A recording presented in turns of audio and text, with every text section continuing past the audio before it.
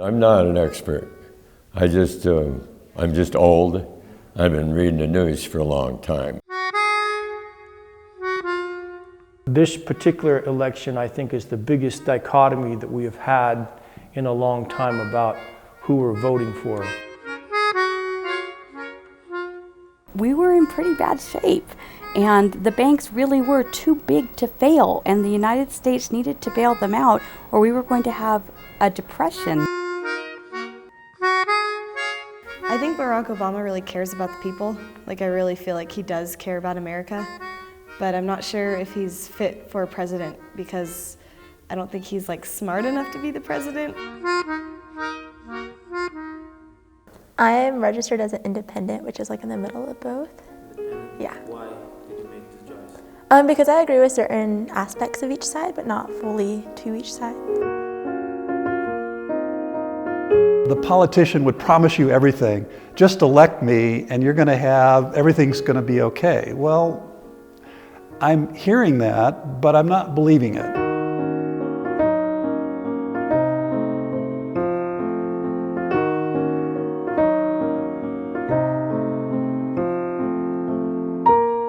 What happened with capitalism, when capitalism was born in Western Europe, it just happened because it was an economic tool that worked. That somebody who had enough money to hire somebody else to do work for him and buy raw materials that could be converted into some kind of a product. Next thing you know, he was producing products that people could use in their homes. He found out after a while that if he didn't turn a profit, he would show a loss. So he would have to turn a profit.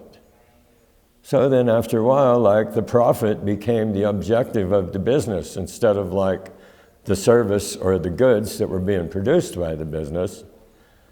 People's minds over the years became adapted to thinking that, well, I'm going to do business, how can I make the most possible money for the least expenditure of energy? So right now in American business, you have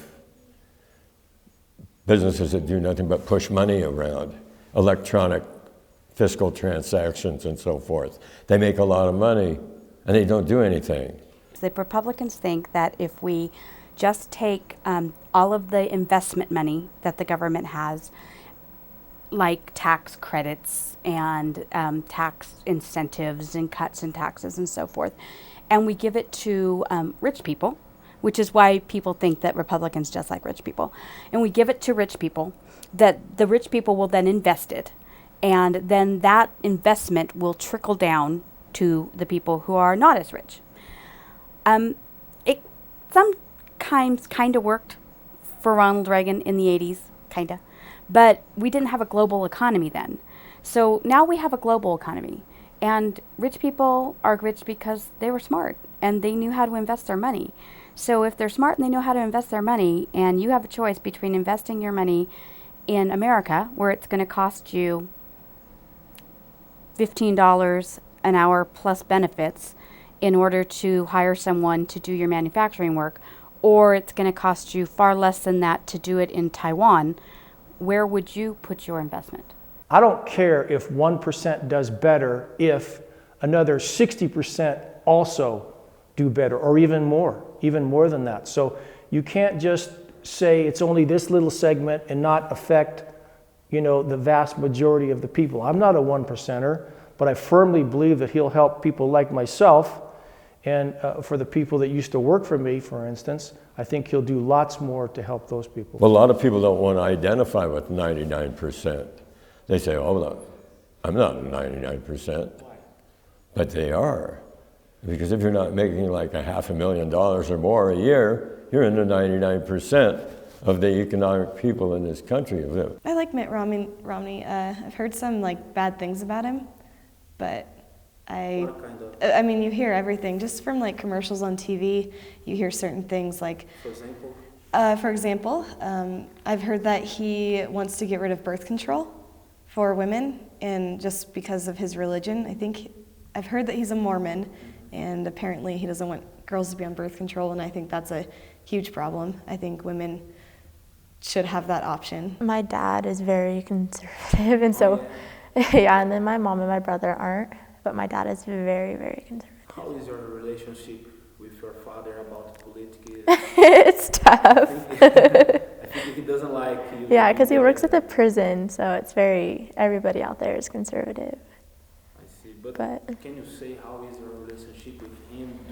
We don't really talk about it because we get into arguments usually if we do. Like the other day we got into talk about Mitt, and he just went crazy about how Mitt's the only choice and it's the only option, and so we don't really try not to talk about it. Growing up as a Republican, I always grew up thinking like, oh, gay rights not okay. Like I was always just like, my dad had it set in my head like being gay is not okay, it's not right. But as I grew up and I started like having my own beliefs and not really following everything that my dad said, and I gained friends who were gay, like I believe that if they're a good person, like, you know, if you're a good person, you can have your own say in like what you want. But then I'm really strong in like my Christian faith, and so I believe like it's kind of like I'm in the middle.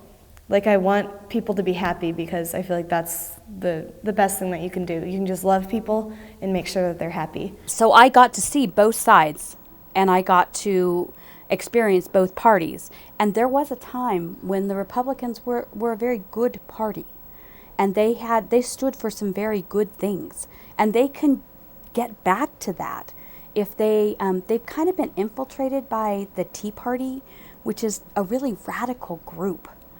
And there's a show on HBO, home box office, called The Newsroom. And one of the main character, he actually compared the Tea Party to the Taliban, which I thought went a little far, but they are almost terroristic in what they're trying to do to the Republican Party. Poor people, you have to divide them up into a couple of categories, okay? There's some people who are legitimately have issues. Maybe they're disabled, for instance, and they've spent their entire fortune or whatever money they had on medical care or something like that, and they're kind of wiped out. They need, I think that those people need help. There are also people who I would consider to be professional poor people. And there's a difference between poor and poverty. I've been poor. I've been in situations, when I first got out of dental school, I owed zillions of dollars. I was poor. But I didn't have a poverty attitude. I wanted to work to get out of that hole. So, particularly when I was in San Francisco working years ago, I used to have people who I would consider to be professional welfare people. They knew how to scam every system that there was. So I'm not in favor of just continuing to support those kind of people. But it's not an easy challenge. It's one of those things that has to be handled gradually. You can't just turn the faucet off tomorrow and say, there's no more anything, right? That won't fly either. My take is if somebody's hurting, I think we need to help them.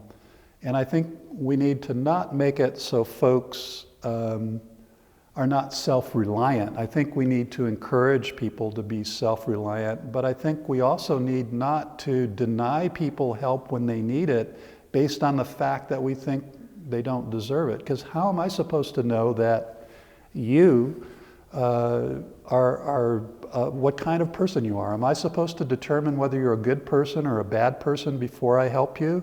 And am I supposed to determine whether if you have a particular religious belief, I won't help you because you don't have the right religious belief? I don't think that's right. I think we all need to look at each other as human beings, and I think we need to encourage each other, and I think we all need to help each other. I think that's part of the process. Now, how we get there, and if I get into, does somebody deserve something, that's not for me to sort out. The fact is, they want to have as many poor people as possible because this gives them a labor force that they can hire at a lower price. So if there's so many people who are scuffling and trying to survive, they'll take any kind of a job at any price. They don't have to pay a decent wage. That's why a lot of American businesses have moved their businesses out of the country, where they can take them to India or China, where they can pay what would be here a starvation wage.